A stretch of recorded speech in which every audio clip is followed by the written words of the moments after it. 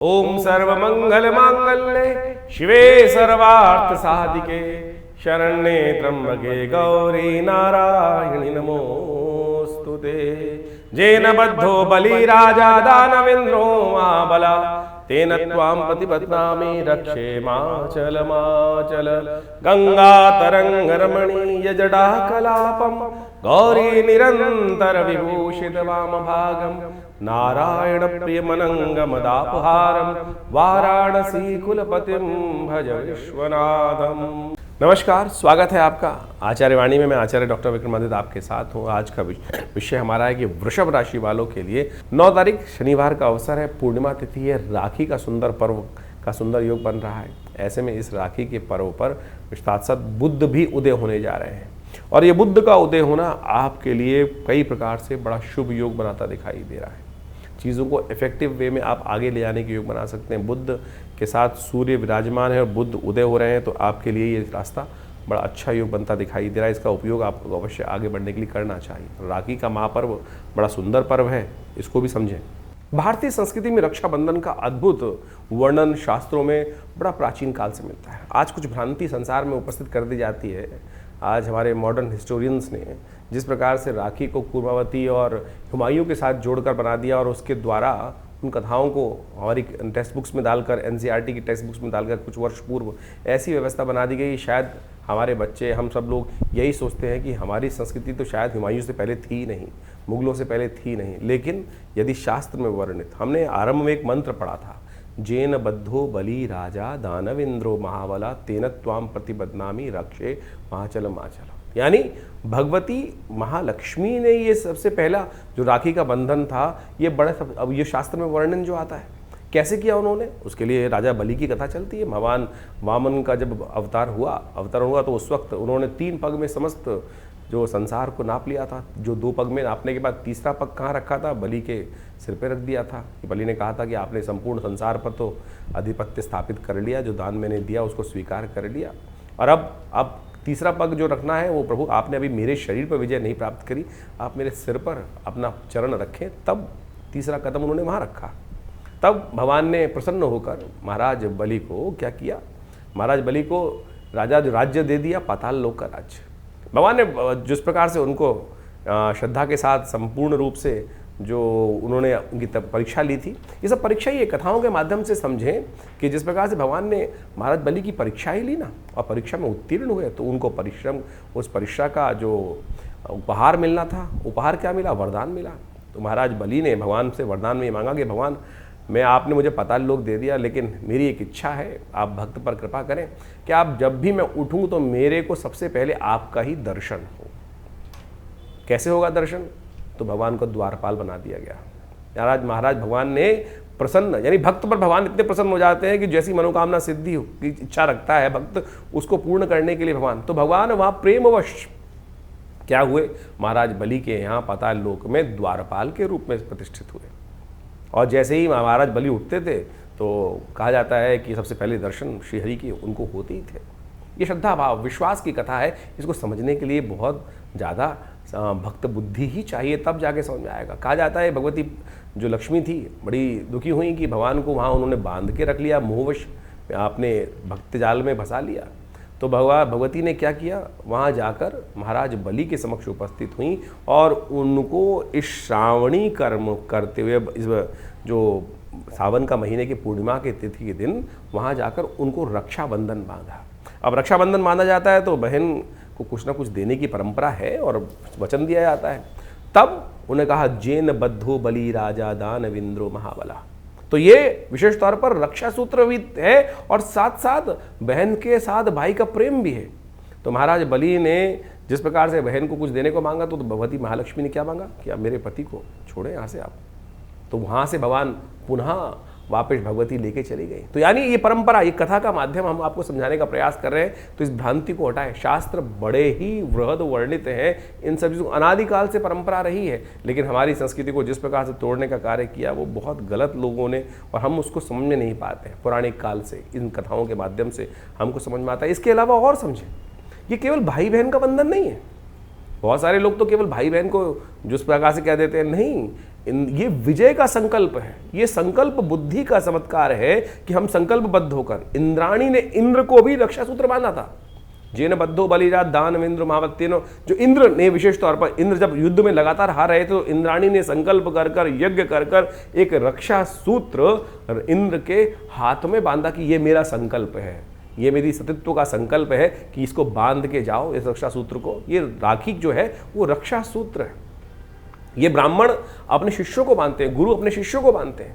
तो इसके द्वारा जो आप पूजा कर्म इत्यादि करते हैं तो उसमें सबसे पहले कर्म के आरंभ करने से पहले वो हाथ में जो रक्षा सूत्र बांधा जाता है वही तो वास्तविक तौर पर राखी है।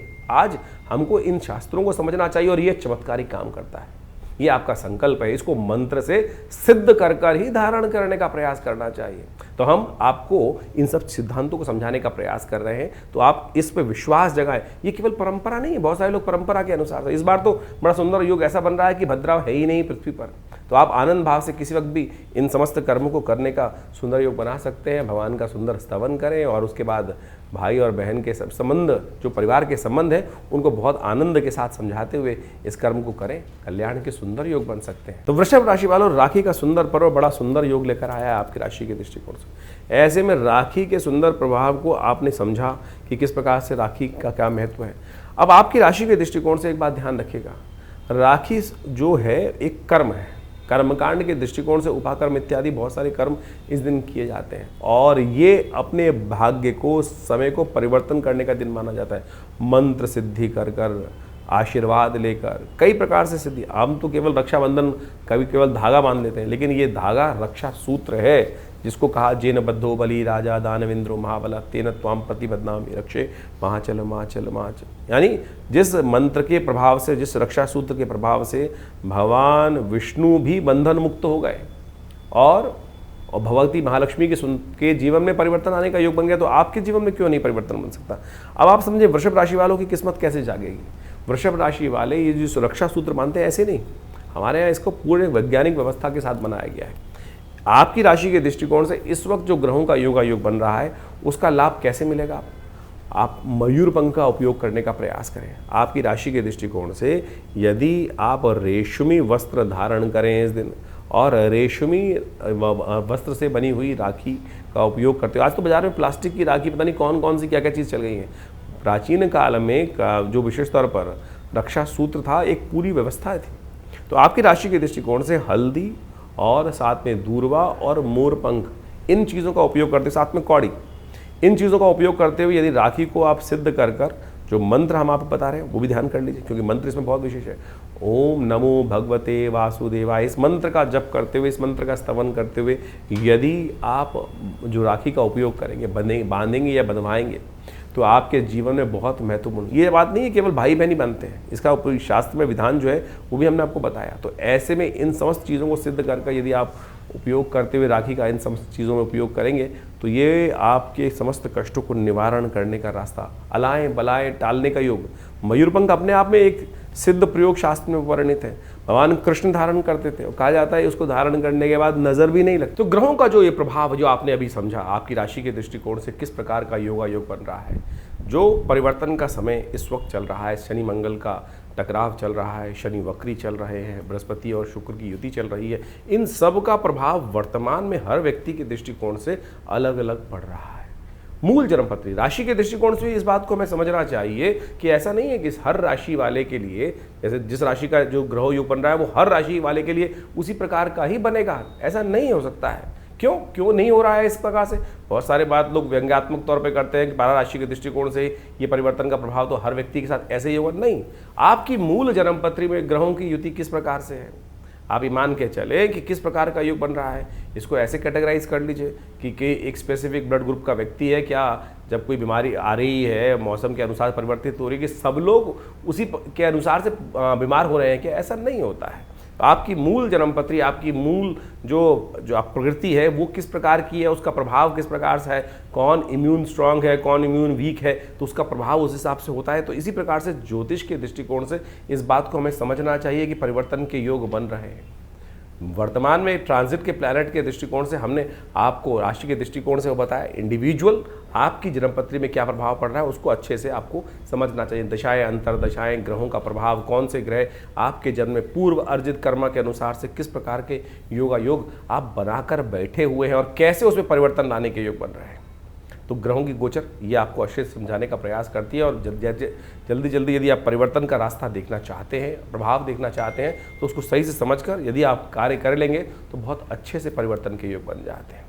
तो इस समय जो ग्रहों का योग चल रहा है उसका प्रभाव भी आपने समझ लिया है। हमने आपको भी बताया था कि शनि मंगल का जब टकराव चलता है आपस में तो मन में कहीं ना कहीं द्वेष उत्पन्न होता है। इसके लिए अलग से जो वीडियो बनाया था उसको जाके समझ लीजिएगा। तो जो 3-4 महीने का योग है वो अंतर द्वंद्व से बचते हुए कार्य करने का प्रयास करना है। शनि मंगल का जब टकराव होता है तो क्या होता है, द्वंद्व उत्पन्न होता है। बृहस्पति शुक्र की युति जब चल रही होती है तो मानसिक तौर पर व्यवस्था ऐसी बनती है कि इधर जाऊं कि उधर जाऊं, द्वंद्वात्मक स्थिति मनोमस्तिष्क में विचारों की उत्पन्न होती है। एक रास्ता इधर से, एक रास्ता इधर से, उसमें कौन सा चुनना है उसके लिए हमें निष्कर्ष पे पहुंचना होता है, और ज्योतिष वही निष्कर्ष बताता है।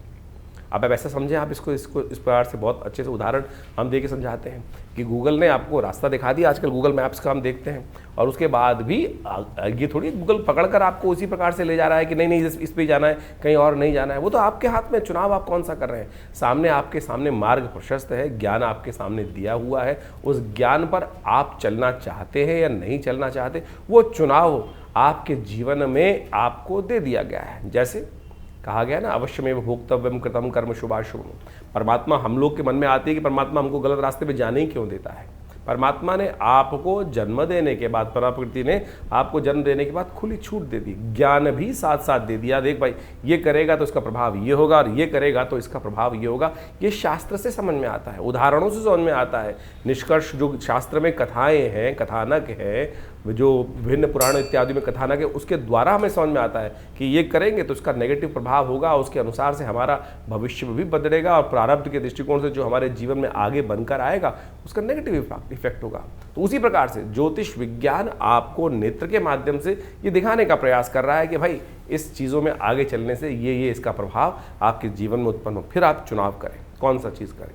और बहुत सारे लोगों के मन में एक भाव होता है कि उपाय जो करते हैं उसका प्रभाव होता है, नहीं होता। क्यों नहीं होता उपाय का प्रभाव? हजारों लोगों के जीवन में परिवर्तन का योग बनता है। हम तो नित्य प्रति देखते हैं, जब प्रार्थना, अनेक प्रकार के शास्त्र में वर्णित उपाय, चाहे वो किसी प्रकार के भी हों, जिस शास्त्र जिसका अनुभव, जिस विद्वान का अनुभव हुआ, उन्होंने वो उपायों को शास्त्र में वर्णित किया, उनका प्रभाव बिल्कुल होता है। हर एक्शन का कुछ ना कुछ रिएक्शन है ही, इस बात को हमें समझना चाहिए। तो शास्त्र में अनेक मनोकामनाओं की सिद्धि करने के लिए जो रास्ते बताए गए हैं वो समस्त आपके जीवन में कल्याण का योग देते हैं। इस वक्त तो सावन का सुंदर महीना चल रहा है, कुछ ही दिन बाकी हैं सावन के महीने में। कोशिश ये करें भगवान की शरणागति प्राप्त करने का प्रयास करें।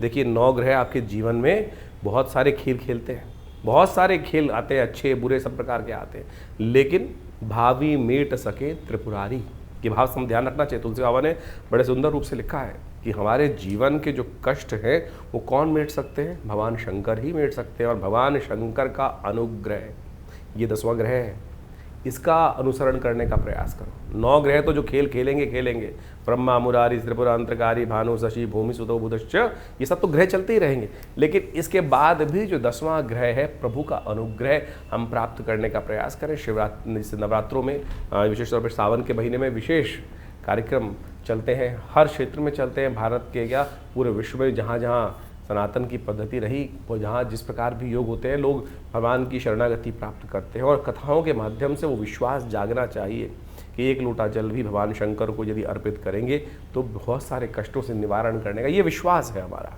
ये संस्कृति का विश्वास है, और ये अनुभव भी है कि भगवान समस्त कष्टों को हर लेते हैं। जैसे दूध अगर डालेंगे भगवान शंकर, पुष्टि के योग बनेंगे। भगवान के अपने मनोरथ सिद्ध करने के लिए अनेक प्रकार से अनेक विधान शास्त्र में उपस्थित किए गए हैं। तो इस वक्त रुद्राभिषेक का समय चल रहा है, कोशिश करें अपनी श्रद्धा के अनुसार से भगवान को जल अर्पित करें, दूध से भगवान का अभिषेक करें, दही से भगवान का अभिषेक करें, घी से भगवान का अभिषेक करें, इच्छू रस गन्ने के रस से भगवान का अभिषेक करें।